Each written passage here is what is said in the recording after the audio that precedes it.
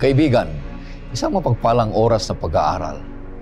Isang kagalakan na ikaw ay makakasama namin dito sa oras ng pag-aaral, na ito'y isang pag-aaral sa salita ng Diyos na magbibigay sa iyo ng kagalakan sa iyong puso habang naglilingkod sa Kanya, sa Kanyang banal na gawain at naghihintay sa malapit na parating ng ating Panginoong Jesus. Ito po ang iyong lingkod, Pastor Ray Urbi, bilang facilitator sa ating pag-aaral.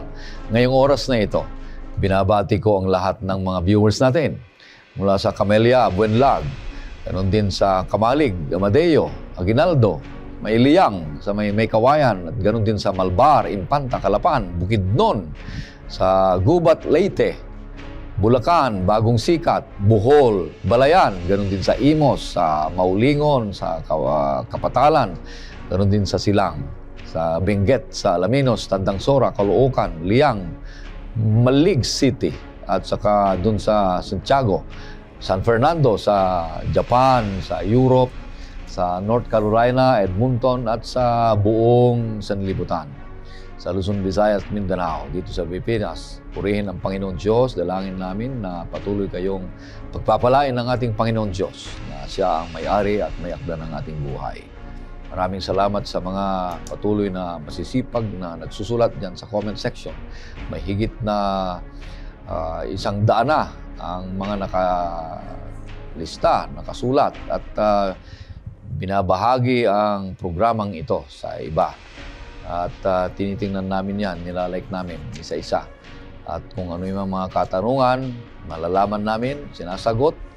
At ganun din, malalaman namin kung saan kayo naroroon, nakakarating ang programang ito. Ganun din sa mga kaibigan nating ginigiliw na taga-subaybay sa AWR 360. Dalangin namin na kayo ay patuloy na palalakasin ng ating Panginoon Diyos sa Kanyang pagdating.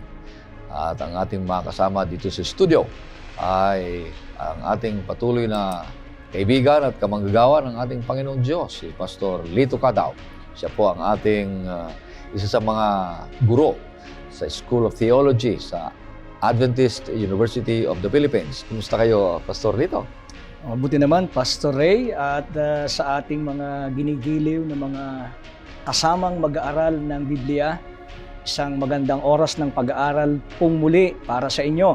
Saan man ikaw, kaibigan, naroroon sa balat ng lupa, isang kagalakan na tayo muling magkasama-sama upang ating katagpuin ng Diyos sa magandang oras ng pag-aaral. Kami umaasa, ang lingkod ay naniniwala na ang Diyos ay patuloy tayong tutulungang lumago upang maunawa ang higit ang Kanyang salita habang tayo naghahanda sa Kanyang pagbabalik. Maraming salamat. Ang pangalawang makakasama natin dito sa studio ay si Pastor Ray Salo. Siya po ang Behavioral Formation Officer ng Manila Adventist College at Executive Director ng Asia Association of Clinical Pastoral Education. Kumusta kayo, Pastor Salo? Mabuti naman, Pastor Orbe, at maraming salamat sa muling pagkakataon na tayo narito ulit sa ating programang Oras ng Pag-aaral, pangumusta mula sa Manila Adventist College at sa ating buhatan ng Asia Association for Clinical Pastoral Education.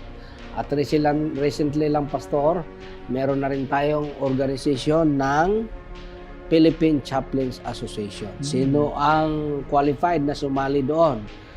Philippine Adventist Chaplains Association. Lahat na-graduate ng theology na nakakuha ng CPA. Kaya kayong dalaw, qualified kayo.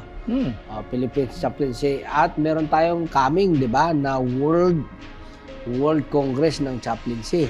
Di kung kayo ay sasama sa association, baka pwede kayong makasama sa World Congress ng Chaplaincy. Mabuti yan. So, sa ating papatuloy, kaibigan, na nais kitang aniyahan sa isang panalangin. O Panginoong Diyos sa maraming banal, kami po ay lumalapit sa inyo sapagkat kinikilala namin kayo na kayo ang may-ari at may-akda ng aming buhay.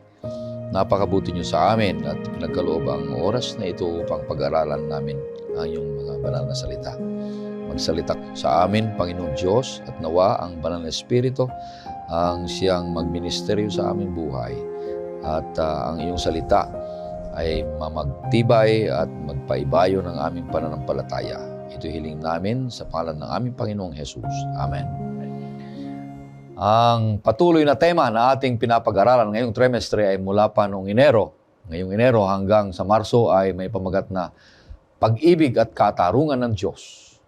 Sa temang ito ay patuloy nating susuriin ang mga halagang hiwaga ng pag-ibig ng Diyos sa bawat isa sa atin at ang mga katarungan na ating nalalasap at nararanasan habang tayo ay naglilingkod sa Kanya. Kung ano itong pag-ibig na bawat isa sa atin ay matamasa habang tayo naglilingkod at naghihintay sa Kanyang pagdating.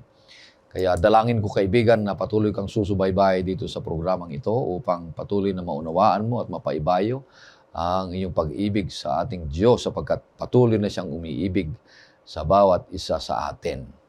Ngayon, ang ating pang-anim na paksa na ating pag-aaralan ngayong linggo ay may pamagat na ang pag-ibig ng Diyos sa katarungan. At ang talatang sauluhin na matatagpuan sa Jeremias 9:24, ito pong sinasabi, kundi ang nagmamapuri ay dito magmapuri, na kanyang naunawaan at nakikilala ako, na ako ang Panginoon na nagsasagawa ng kagandahang loob, ng katarungan at katwiran ng daigdig, sapagkat sa mga bagay na ito ay nalulugod ako, sabi ng Panginoon. Pagaganda ang ating leksyon ngayong linggong ito. At ating buuin ang ating leksyon ng 3 punto na mag-uumpisa sa letter L. Ang una dito ay loving God's justice. Pangalawa ay living God's righteousness. Ang pangatlo ay leaning on God's constancy. Una dito ay papaliwanag sa atin ni Pastor Salo kung ano ibig sabihin nito ng loving God's justice. Pastor Salo. Maraming salamat, Pastor Orbe. Now, ang ating lesson ngayong linggo ay connected sa noong nakaraang linggo na wrath of the divine love. Ngayon naman, God's love for justice. Justice. Paano ba ito nagko-connect? Kailangan maintindihan natin, mga taga-subaybay, that God's love and justice are intertwined. Hindi yan magkahiwalay. Talagang magkadugtong yan, magkasama. True justice cannot exist apart from love. Yun yung pinapaliwanag ng banal kasulatan. Ang totoong hustisya, hindi talaga yan mag-exist kung wala ang pag-ibig. Ngayon, pangalawa dyan, God's character is perfectly righteous, serving as model for all believer. So, yan yung pangalawa dyan na ating makikita. At ang pangatlo na pinapaliwanag ng ating lesson, God's character is unchanging, offering believers hope and trust. Na ating intindihin ang konseptong ito sa 3 punto. Punta tayo sa unang punto. Unang punto tayo, Pastor. Loving, itong ating lesson ngayon, tumutukoy siya sa magiging response natin doon sa pag-ibig ng Diyos sa hustisya. Okay. So ano dapat ang maging response natin? Sapagkat ang ating Diyos ay Diyos ng hustisya, mahal niya ang hustisya, anong response natin? Una, loving God's justice. Unang punto, ang sinasabi rito. Basahin natin, Pastor, ang Psalms 33 verse 5. Ang katwiran at katarungan ay kanyang iniibig. Puno ng tapat na pag-ibig ng Panginoon ang daigdig. Ano daw ang kanyang iniibig? Katwiran at katarungan. hindi lang pwedeng matwid ka. Dapat may katarungan ka rin. Hindi rin pwedeng may katarungan ka, pero hindi ka naman matwid. Sapagkat iniibig ng Diyos ang katuwiran at saka katarungan. Ibig sabihin, God consistently condemn injustice. Ayaw talaga ng Panginoon ng may injustice. Nabanggit natin sa nakaraang linggo kung ano yung mga injustices na ginagawa ng mga Israelita noon na ayaw ng Diyos. Ano ngayon? Banggitin natin uli. Rebellion, oppression, and corruption. So ayaw yun ng Panginoon. Ngayon, ano naman ang gagawin ng Diyos pag patuloy tayong gumagawa ng mga ganon? Tingnan naman natin ang first part ng Isaiah 61 verse 8. Ito yung pinapahiwatig ng banal na kasulatan na gagawin ng Diyos kapag patuloy tayong gumagawa ng oppression, rebellion, injustice, and corruption. Anong gagawin dyan?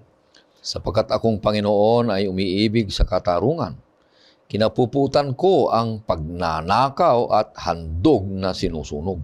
Kinapupuutan ng Diyos yung pagnanakaw at handog na sinusunog. Ibig sabihin dyan, mga taga-subaybay, kahit pa may handog tayong sinusunog, kung tayo'y nagnanakaw, kakapuutan talaga tayo ng Diyos. Bakit? Sapagkat connected sa atin yung pagnanakaw niya. Galit siya sa aksyon ng pagnanakaw. Dala-dala mo. So nadadamay ka under the concept of collateral damage. So, pati ang tao na nagnakaw, nagkukurap, nag-o-oppress, nagre-rebelde, kinakapuutan niya ng Panginoon yung kanyang mga aksyon, pero dahil siya connected sa kanyang aksyon, magiging collateral damage siya.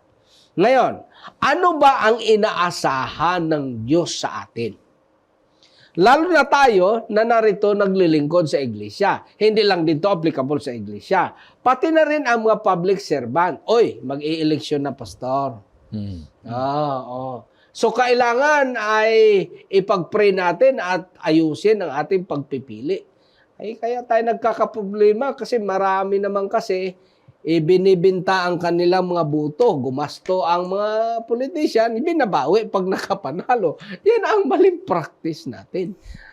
Kaya dito, ano ba ang inaasahan ng Diyos sa lahat ng nasa posisyon? Nasa secular ka man na posisyon or nasa religious position ka man? Ano ang inaasahan ng Diyos sa atin? Sa ating administration. Micah chapter 6 verse 8. Pinakita niya sa iyo, o tao, kung ano ang mabuti at ano ang itinakda ng Panginoon sa iyo. Kundi ang gumawa na may katarungan at umibig sa kaawaan at lumakad na may kapakumbabaan na kasama ng iyong Diyos. Okay. Himayin natin to, mga taga-subaybay. Pinakita na ng Diyos sa atin ang mabuti. Hindi lang niya sinabi, kundi ipinakita. Ipinakita. Ano daw ang pinakita? Na kailangan mag-practice ka ng hustisya. Ang problema niyan kung mismo sa loob ng iglesia may injustice. Kasi nangyari yan doon sa kanilang kapanahunan. Ang daming injustices.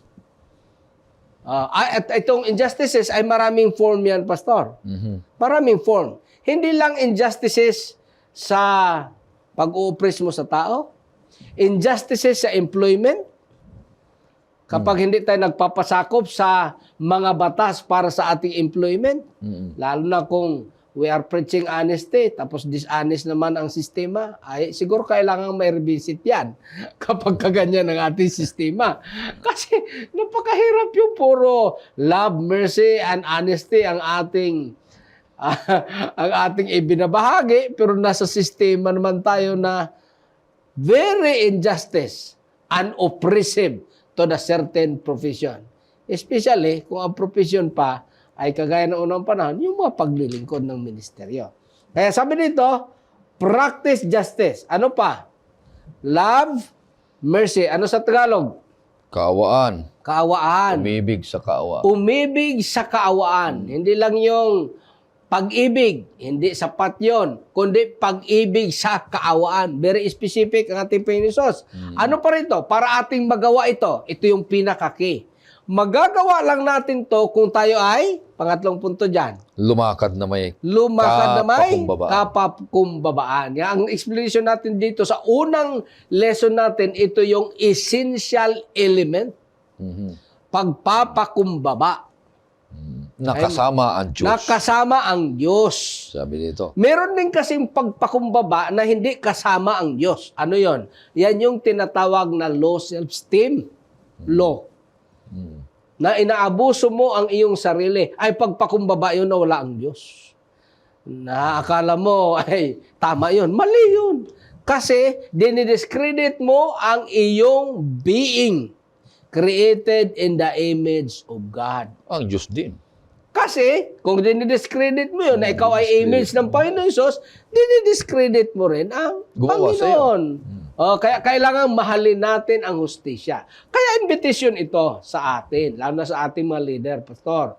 Halimbawa, ako ay leader, tapos ginamit ko ang aking posisyon para i-oppress ang aking nasasakupan, ay ayaw ng Panginoon Diyos yun. Ang gusto niya, kailangan love God's justice tayo. Application naman. Kung halimbawa sa ating organization, nakikita na natin na maraming practices na oppressive, ay maganda siguro ma-revisit natin. Kasi nung nakarang linggo, binasa natin na kailangan magpasakop din tayo sa secular authority. Ang ibig sabihin niyan, we need to submit to the secular law as well. Halimbawa, tayo kasi ay non-profit, mga organization ay non-profit, non-stock corporation. Abay, kailangan compliant din tayo sa 29 Revised Corporation Code. Hindi pwedeng hindi tayo compliant kasi injustice yun. Injustice yun. Kaya ang sabi ng Panginoon, huling talata na ating babasahin rito, Psalms 85 verse 10. Gusto ng Panginoon yung balanse na pagka-apply. Meaning, merong check and balance ang ecclesiastical policy as well as the secular laws. Yan yung diniscuss ng ating prinsipyo sa Constitution, the separation of church and state. Pero basahin natin, ano bang gusto ng Panginoon? Magsasalubong ang tapat na pag-ibig Tapat at na pag-ibig katapatan. at katapatan. Ang katwiran Katuwiran at kapayapaan at kapayapaan ay maghahalikan. ay maghahalikan. Kaya kung patuloy natin ang invitasyon, kung patuloy nating gagawin ang alam na natin na oppressive at alam na natin not compliant with the law at alam na natin na nakakaabuso, tayo ay sisingilin ng Diyos. Sapagkat we are invited to love God's justice. At hindi lang niya iniimbita tayo, pinapakita na ng Diyos sa atin kung ano ang tama. Ano daw yon? Ang tama daw ay to practice justice, love mercy, and walk humbly with the Lord. There is no less than that. Napakaganda. Ito'y tungo hindi lang doon sa mga mababang mga posisyon, kundi lalong-lalo na mga pangulo natin. Oy, Yung mga namumuno. Sapagkat tayo yung decision maker eh. Kahit doon sa tahanan, hindi tayo, porque nagkasala yung anak natin, tinasasantabi na natin. Iniiwas na natin sa disiplina o kaya sa mga bagay na dapat niyang harapin sapagkat siya ay nagkasala. Kailangang may hustisya yun. Makikita ng mga tao na ikaw ay namimili ng mga kausap. Kung hindi na sumasang-ayon sa'yo, hindi mo na kinakausap. Hindi mo na nilalapitan. Hindi mo na pinapansin. Ang worst, tanggalin mo na. Dumating ng panahon ay gumawa ka ng paraan para matanggal na yung taong iyon. Pero mabuti naman ang kanyang ginagawa. Kaya lang, hindi sumasang-ayon minsan sa iyo. Prinsipyo. Kaya tayo ay mag-ingat kung saan man tayo ay purihin ang Panginoon Diyos. Bahalang Diyos sa bawat isa sa atin kung tayo ay tapat na gumagawa ng tamang hustisya o equal treatment sa lahat ng mga tao ating pinaglilingkuran. Maganda yung concept dito. Gusto kong ang ating mga taga-subaybay ito'y maunawaan ng higit pa. Iba kasi yung sinabi. Maaaring naunawaan mo pag sinabi, Lalo na kung maganda ang pagkakasabi. Oo. Pero kung hindi lang sinabi at ipinakita pa, Lalo na. ay lalo na. Naunawaan mo na. So ibig sabihin, nung ipakita, ay doon natin makikita na ipinapaalam ng Diyos kung papaano ito maging posible sa atin. Kasi ang tanong lagi kasi ng mga tao, ay maganda yung sinasabi mo. Ang tanong, papaano? Ay ang ginawa ng Diyos ay hindi lang sinabihan tayo ng gagawin, hindi lang instruction, kinumpleto. Ito ang paraan, papaano mangyayari at papaano gagawin. Bagamat narinig natin yung terminong ito'y madaling sabihin, mahirap gawin. It is easier said than done. Malimit nating marinig yan. Pero ang pinakang sabihin nating bottom line ay kung lalakad pala tayong may kapakumbabaan. Yun kasi ang mahirap sa atin minsan. Mahirap nating i-recognize kung sino at ano ba talaga tayo. Magsisimula pala ito sa pagkilala kung sino tayo sa harapan ng Diyos. Pag ating nakilala, maganda yung kwento ng Isaiah 6:8. Nung makita ni Isaiah na siya'y lalaking may maruming labi, yan, yung 6:1-8, ay kanyang naunawaang siya pala'y ang Diyos ay banal, siya naman ay hindi banal. At nung makita niyang siya'y hindi banal, siya'y nagpakumbaba sa harap ng Diyos. At yung kapakumbabaan sa harap ng Diyos, matapos nating makilala kung sino tayo sa kanyang harapan, ay magagawa nating i-emulate yung nais niya na ang sabi, ating iibigin ang iniibig niyang Diyos na katarungan. At lalakad na tayo ng buhay na ang sabi ay loving mercy ay mahahayag sa atin. At ang isa dyan, Pastor, na nais nating emphasize, yung concept ng Diyos ng katarungan. Sa secular kasi, may tendency na dalawa separate yung love at separate yung justice. Alam ba, sa ating system of government, meron niyang tinatawag na separate three co-equal powers. Yung judicial, yun yung Supreme Court, mga korte, yung Congress, legislative, at yung executive, yung taga-execute. Pag sinabing Congress, Congress, House, at saka Senate. Sa Panginoon Diyos, walang separate na rule yan. Kailangang patas lahat. Mula sa pag-interpret ng law, mula sa paggawa ng law, hanggang sa pag-execute, patas lahat na kanyang pinapakita.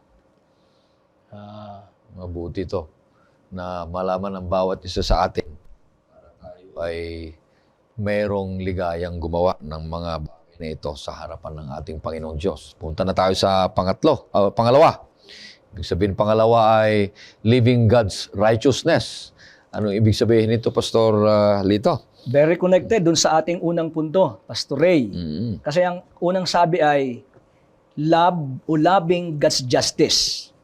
Yung palang loving God's justice ay maglilid sa atin na living God's righteousness. I-establish muna natin. Ang ating lesson ay ipinapaunawa at idinidiin kung sino ang Diyos sa kanyang katangian. Babasa tayo ng ilang talata, 2 talata ang ating pagtuunan ng pansin. Unahin na natin yung Sipanaya, chapter 3, verse 5, at ating alamin mula dito sa sulat na ito ng minor prophet na ito kung ano ang kanyang sinasabing kapahayagan tungkol sa Diyos. Ang Panginoon sa gitna niya ay matuwid. Siya ay hindi gumagawa ng mali. Tuwing umagay, kanyang ipinapakita ang kanyang katarungan. Siya ay hindi nagkukulang bawat madaling araw, ngunit walang kahihiyan ang di matuwid. May standard. Ang sabi ay ang Diyos ay matuwid. At sa kanyang pagiging matuwid, hindi siya magkakamali. Napakaliwanag nun. Matuwid At pagkatapos, ang sabi, ang kanyang desisyon ay laging eksakto, tugma at tama. Hindi ko alam kung ano pang term ang pwede nating idagdag. So, ibig sabihin, wala tayong maipupula, wala tayong maipipintas. Ito'y hindi lang kompleto, ito'y sakdal. Lumalabas na ang Diyos sa kanyang kabanalan ay makatitiyak tayong hindi siya magkakamali at ang kanyang desisyon, bagamat siguro'y minsay mahirap nating maunawaan, ito'y pawang matuwid. Yun ang Diyos. Pangalawang talata. Atin namang tingnan kung ano ang binabanggit ng mga awit. Si Haring David ay merong konseptong ipinaunawa sa Psalms 9 at ating tingnan yung verses 7 and 8. Ano kaya naman ang ipinapahiwatig sa atin ng mga awit na si Haring David mula sa mga talatang ito? Ngunit nakaupong hari magpakailanman ang Panginoon. Tinatag niya ang kanyang trono para sa paghatol at hinahatulan niyang may katarungan ang sanlibutan at ang mga tao'y pantay-pantay niyang hinahatulan. So napakaliwanag ng talatang ito. Hindi lang ang Diyos pwedeng magkamali, hindi lang ang Diyos ay sakdal, kahit ang kanyang kahatulan ay sakdal, hindi siya magkakamali, na doon yung eksakto at kumpletong katarungan na walang masasabing butas Meron tayong ginagamit na term na beyond reasonable doubt. Yan. Oo. Ibig sabihin, hindi natin pwedeng pag-alinlanganan. Maaaring sa kaisipan ng tao, sa ating, sabihin nating kakulangan ng ating kaalaman, maaaring mahirap nating maunawaan, pero idinidiin na ang Diyos ay sakdal na hukom. Ang kanyang pagpapasya ay kailanman ay hindi pwedeng magkamali. So, ibig sabihin, ang Diyos ay sakdal. Ang Diyos ay matuwid. Ang hiling sa atin, ang sabi ay kinakailangan nating ikabuhay ang katuwiran ng Diyos. Interestingly, ang sabi ng ating lesson, kagaya ng ating mga binanggit, Scriptures teaches that God is entirely holy, faithful, righteous, and loving. Yun ang sabi ng ating lesson. Kinut ko yung bahagi ng ating lesson. At ang Diyos lamang at laging siya ang sabi sa atin ang mapagmahal. Siya lang ang matuwid at laging makatuwiran. Kaya ang sabi din sa atin, hindi nga siya pwedeng magkamali. Ay kung ang ating second point ay living God's righteousness, ang question, papaano tayo makagagawa o papaano natin maikabubuhay ang katuwiran ng Diyos? Ay basahin muna natin ang Isaiah 64 verse 6. Kung posible nga ba ito? Ano kaya ang ating gagawin sa problemang ito? Kaming lahat ay naging gaya ng isang marumi, at ang lahat naming katwiran ay naging parang maruming kasuutan. Kaming lahat ay nalalantang gaya ng dahon, at tinatangay kami ng aming mga kasamaan na parang hangin. Parang imposible ano? Samantalang ating kahinang idiniin ang Diyos sa kanyang pagiging banal at matuwid. Na tayo ngayon ay dapat mabuhay sang-ayon sa kanyang katuwiran, ay ang katuwiran pala naman natin ay katulad ng maruming basahan. Dahil dito, hindi ko alam kung sasang-ayon lahat ng ating taga-subaybay, pero ako'y natuwa dun sa konsepto na idiniin ni Morris Benden, nung ating isang sikat na theologian sa ating church. Kasi idiniin niya sa atin, paano ba talaga natin pag-uunawain yung salitang katuwiran para ating maibuhay sa kabuhayan. Actually, ay meron daw siyang mga tinanong, ang sabi ng theologians na ito. At nung tanongin niya tungkol sa kahulugan ng katuwiran, ang sabi daw ng iba ay, ito ay pag-ayon o conformity sa kautusan. Sabi naman ng iba ay ito ay pamumuhay na may kabanalan. Sabi ng iba, ito'y paggawa ng mabuti. Sabi ng iba, yun daw katuwiran ay holiness o kaya ay pag-ibig. Maganda naman, wala naman sigurong mali, ano? Kaya lang ang tanong, pag ito ang ating definition ng katuwiran, ay lumalabas na yun lang ang ating kinakailangan gawin. Walang kinakailangang koneksyon para tayo mabuhay ng may katuwiran. Pero itong si Morris Benden ay nagbanggit. Kasi ang sabi niya, since na ang tao ay zero, pag pinag-usapan ay righteousness, 0 plus 0 equals 0. Pero yung 0 plus 1 equals 1. Nung kanyang i-define ang katwiran, ang sabi niya, ang katwiran ay hindi action. Ang katwiran, sabi niya, ay ito'y person. At ang sabi niya, ang katwiran ay si Jesus. Kaya ang sabi niya, ang taong walang katwirang 0, pag dinagdagan mo ng katwiran, magiging makatwiran. At ang sabi niya, ang dapat idagdag sa taong walang katwiran ay ang matuwid. At sino ang pwedeng idagdag?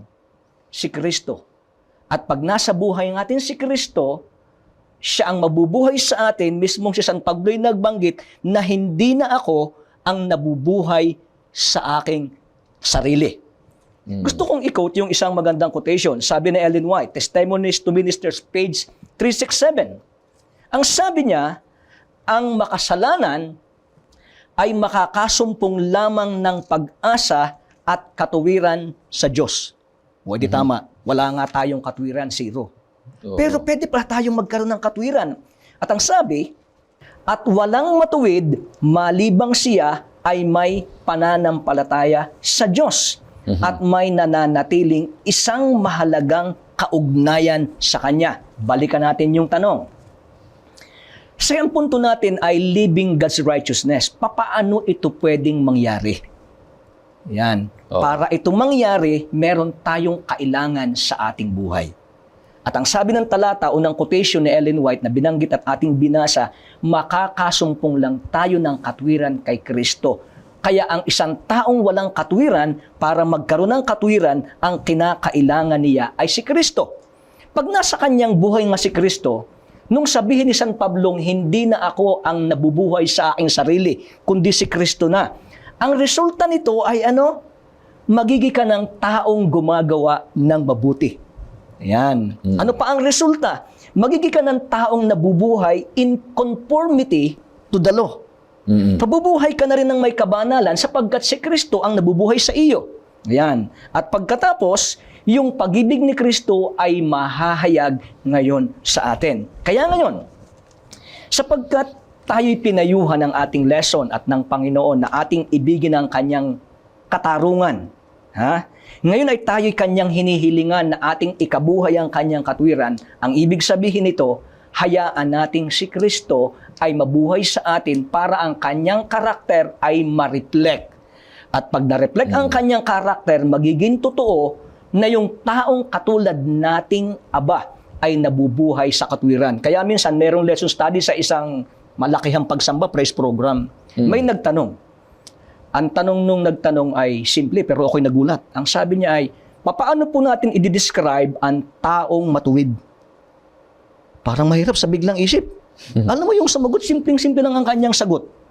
Sabi niya, ang taong matuwid ay yung taong nararamdaman at kinikilala niya na siya'y makasalanan at walang pag-asa. At si Kristo lang ang kanyang pag-asa. May punto, di ba? Kasi nga ang sabi sa atin, makakasumpong lang tayo ng katwiran ay kay Kristo. Kaya una, pag pinag-usapan natin yung justification, ayan, kay Kristo tayo ay dinjustify. Pinatawad na. At ang kasunod noon, hindi lang tayo in Christ. Ang sunod na proseso, like Christ. Paano magiging buhay natin ay like Christ, si Kristo ay dapat manatili sa atin. Kaya ang sabi ni San Pablo, mabubuhay na ako ngayon, hindi sa laman, ang aking buhay na ikinabubuhay ay kay Kristo Jesus na nasa akin. Purihin ng Panginoon Diyos. So, ang bawat isa sa atin ay wala ni isang matuwid. Ang katwiran lamang ay matatagpuan kay Kristo. Sapagkat sinabi niya noon, the Lord is our righteousness. So, kung nais nating maging matuwid, dahil sinabi natin na dito, na ang nabasa natin ay tayo ay isang basahan lamang. Nangangailangan tayo ng katwiran at ang katwirang yan ay matatagpuan lamang kay Kristo. So tanggapin mo si Kristo at gagawa siya ng mabuti sa iyong buhay para ito ay maging kaaya-aya sa Kanya. So hindi yung gagamitin natin si Kristo para tayo makagawa ng mabuti, kundi hayaang ating si Kristo ang gamitin tayo para mabuhay at gumawa ng mabuti. Oo. Huwag nating ipagmalaki pag tayo halimbawa ay nakagawa ng mabuti. Dahil kung ipagmalaki natin na sa atin yon ay isang pagmamalaki yon. Kaya nga sabi sa Efeso 2:8, anong sabi? Wala tayong makakagawa ng mabuti. Ang kaligtasan ay hindi kaninuman. Hindi rin sa gawa, kundi sa ating Panginoong Hesus, sa Kanyang biyaya. Dahil tayo nananampalataya. Kailangan yan maintindihan ng maigi, Pastor. Bagaman marami nga ang mga opinion dyan. Pero maliwanag ang banal na kasulatan na ang tao talaga, mula nang nahulog sa kasalanan, wala na siyang kapasidad gumawa ng mabuti. O yun nga sinabi. Wala na. Marumi. Kaya nga, si Kristo na lang talaga. Ngayon, binigyan siya ng ang free will. Na yung free will niya, na mas ma-define yan sa ating sunod na pag-aaral na next week, na itong free will, ang participation lang talaga natin, ay mag-exercise ng free will. Mag-consent ka. Pag nag-consent ka na-discuss din natin yan nakaraan, si Kristo ay gagawa sa pamamagitan mo. Kaya kung ikaw ay instrumento ni Kristo, gumawa siya sa pamamagitan mo, sa iyo ba yun? Hindi sa iyo yun. Yung mga sinabi ng Panginoon Hesus, let your light shine before man.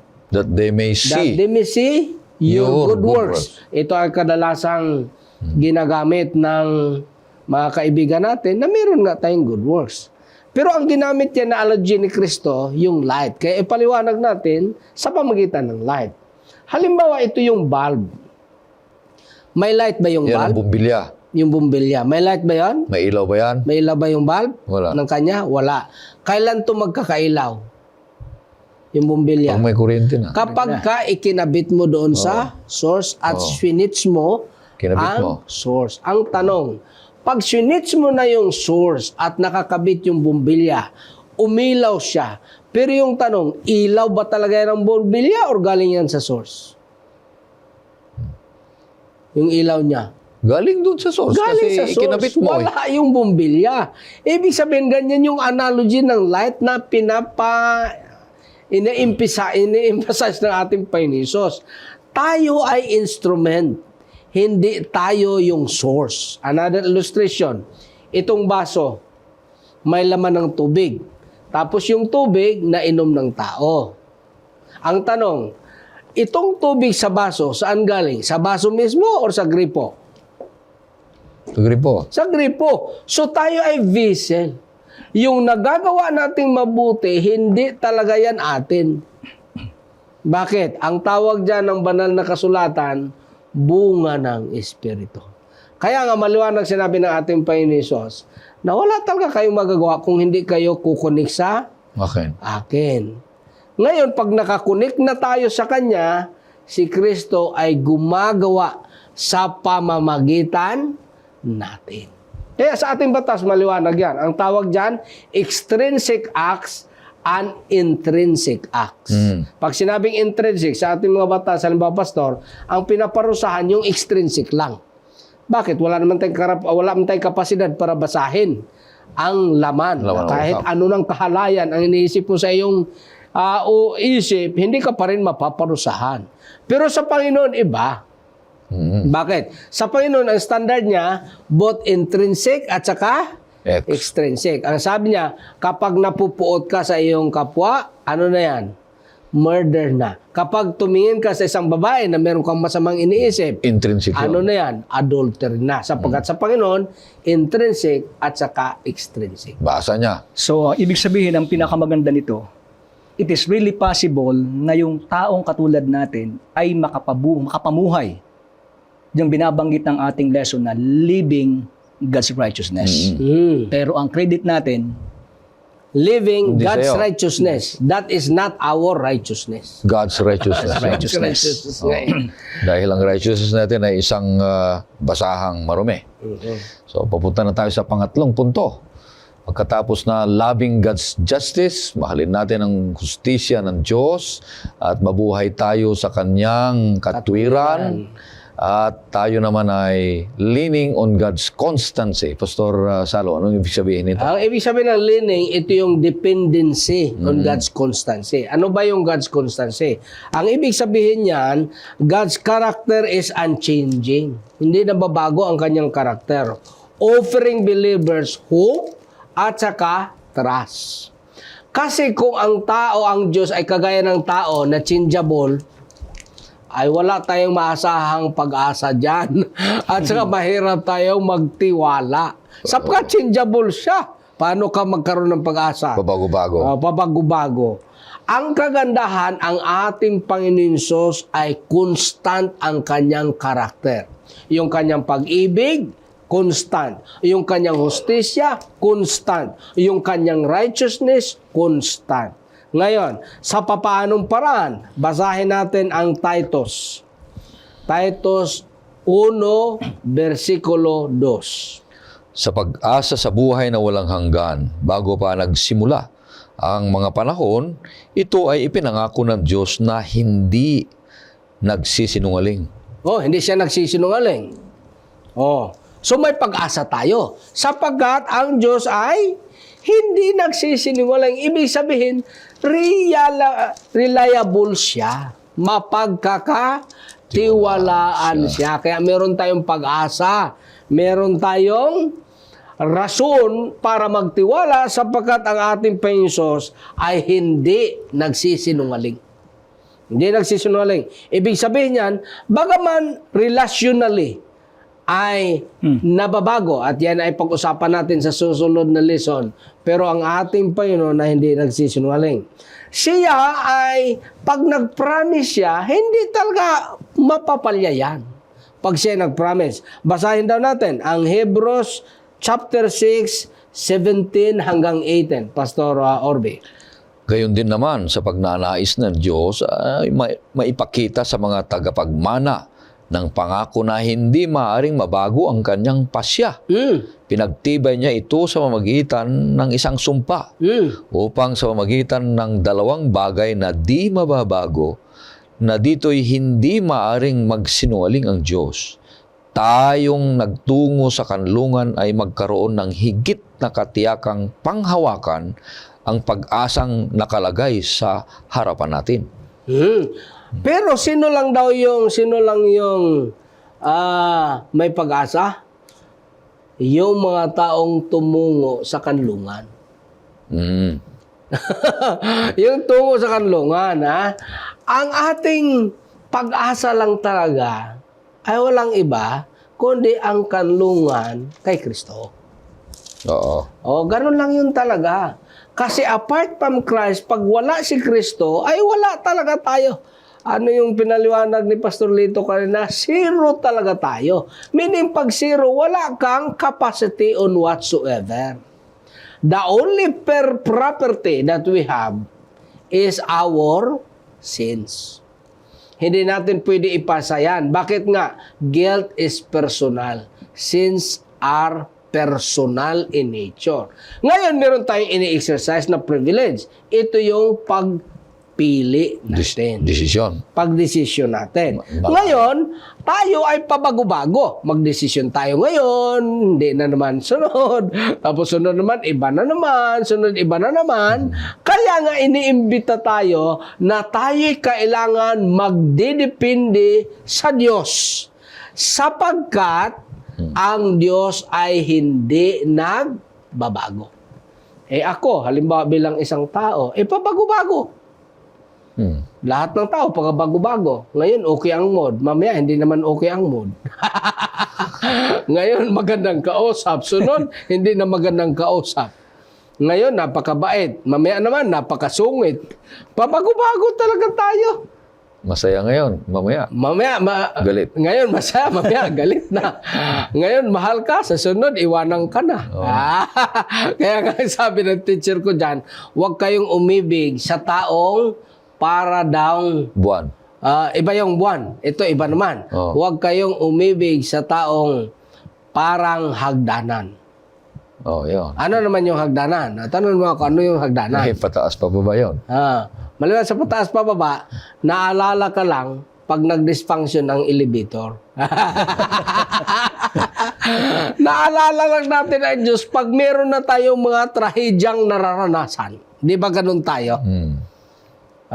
Ganun tayo Naalala, kailan ba humihigpit ang ating pagtitiwala, ang ating mga panalangin? Di ba pag may mga trahedya at may mga kahirapan, ay ganyan ang tendensya ng tao. Hindi lang yan tayo. Noong unang panahon, ganyan na rin sila. Pag sila'y na-o-oppress na, nahihirapan na, grabe ng matinding panalangin.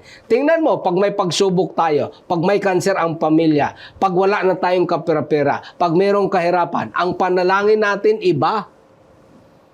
Kasi pabago-bago nga tayo. Ang imbitasyon nga, dahil pabago-bago tayo, ang Panginoon nag-imbita. Sabi niya, magdepende kayo sa akin, sapagkat ako ay hindi nagbabago. Ngayon, sino ang ating sasandalan na hindi nagbabago?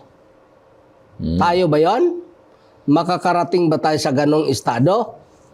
Hindi. Wala. Hebrews, Kapitulo 13, versikulo 8. Anong sabi? Si Jesucristo ay siya ring kahapon, ngayon, at magpakailanman. Si Kristo ay siya ring kahapon, ngayon, at magpakailanman.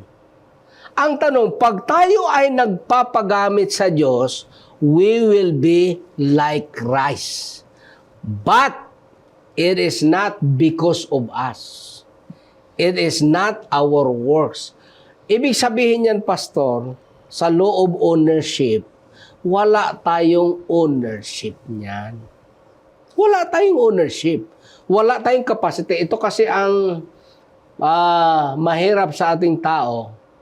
Pag ikinikredit natin sa ating sarili, ang ibig sabihin niyan, meron na tayong capacity na gumawa ng mabuti. Apart from Christ. Di ba? Meron tayong capacity gumawa ng mabuti apart from Christ.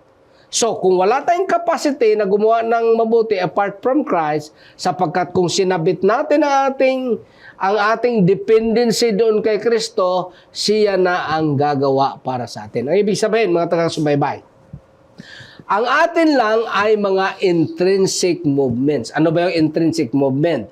Yung panloob na mga aksyon. Ano yon? Yung tinatawag na total surrender.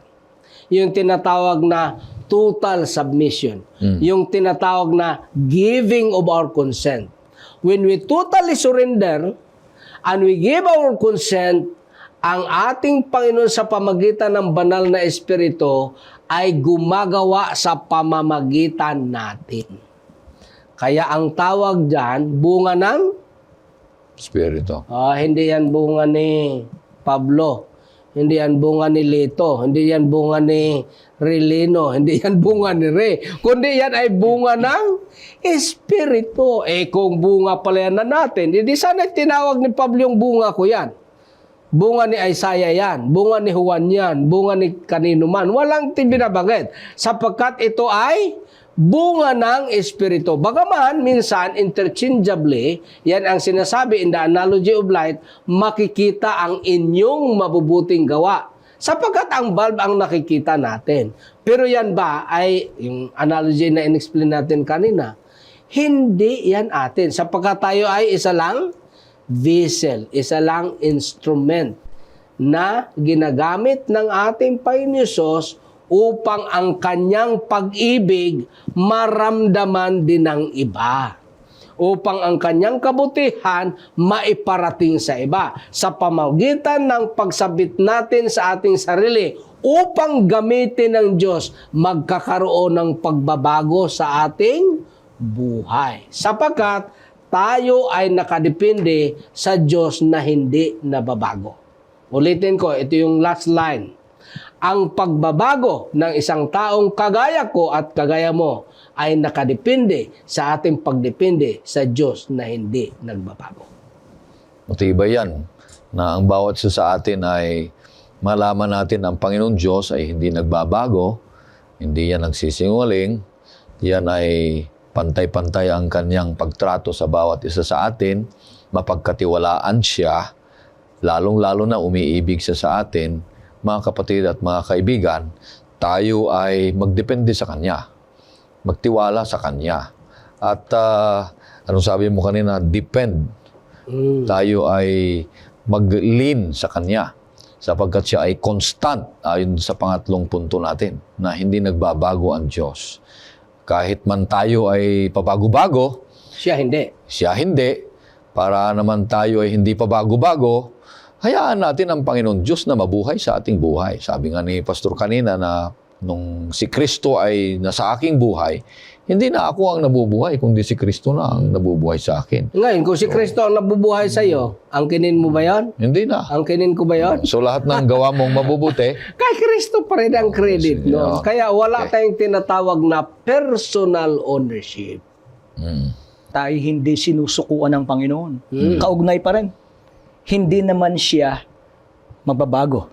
At dahil doon, wala tayong ibang pwedeng sandigan sa lahat ng panahon ng ating buhay.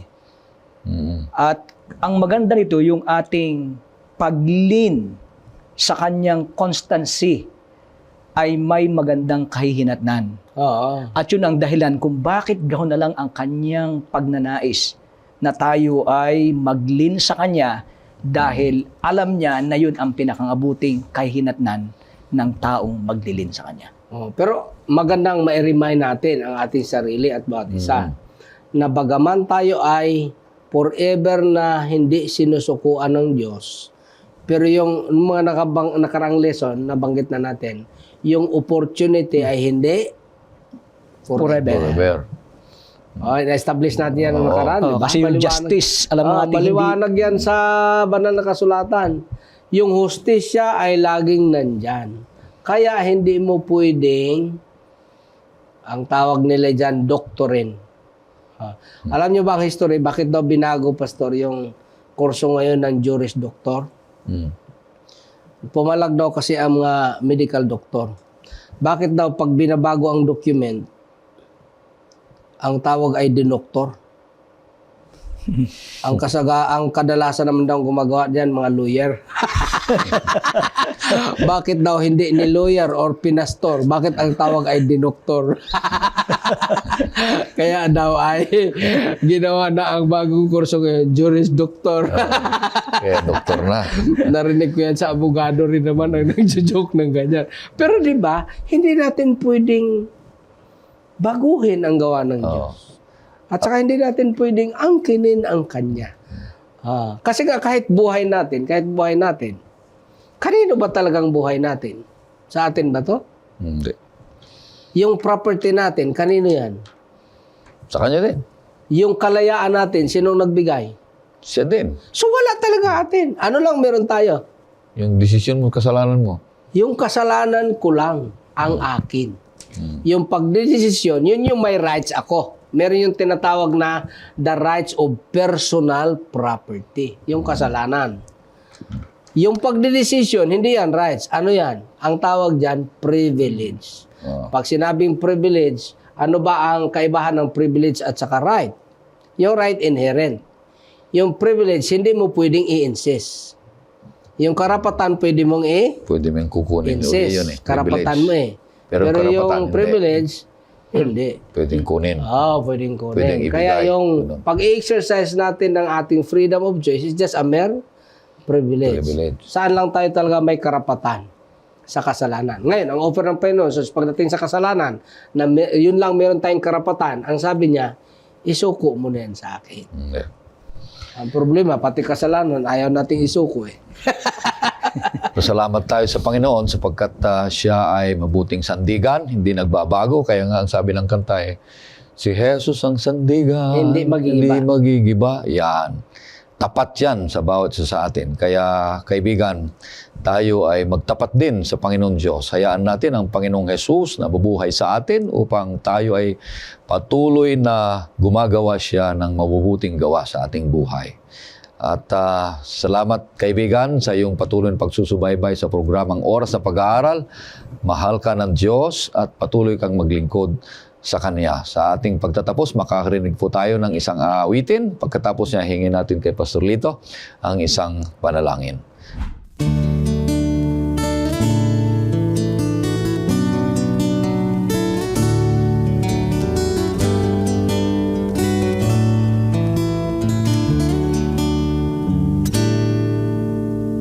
Sa isang panalangin, aking puso ay diringgin. Matagal ang paghihintay, pag-ibig nang gawin. Ngunit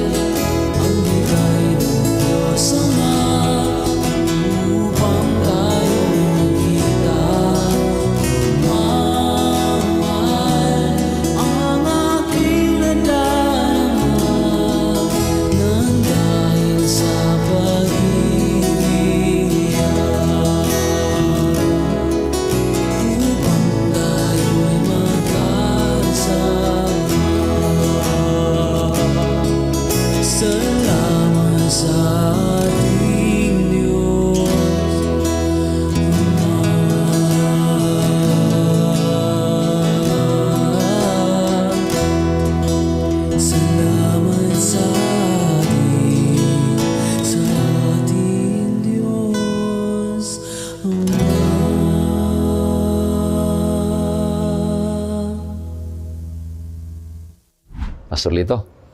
Tayo po'y manalangin. O Diyos na mapagmahal, nagagalak po kami na hindi ka nagbabago.